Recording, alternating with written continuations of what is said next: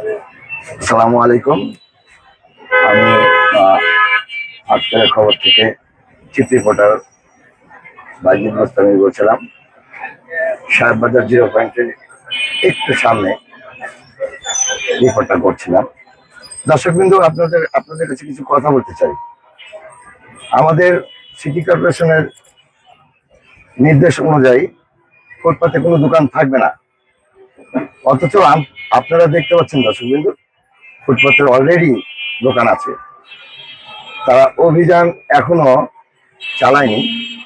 সাধারণ জনগণের যাতায়াত খুবই কষ্টকর হয়ে যাবে। গাড়ি ঘোড়া, সরকারি বিভিন্ন অফিস আদালতের গাড়ি পার্কিংও করা যায় না এই ফুটপাতের কারণে।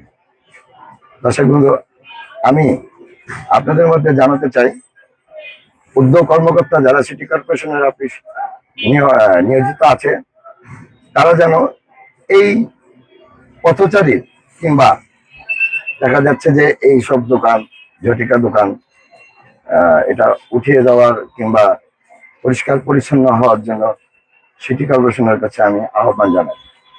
ধন্যবাদ। আজকের খবর থেকে বাইজিদ বুস্তামি, রাজশাহী।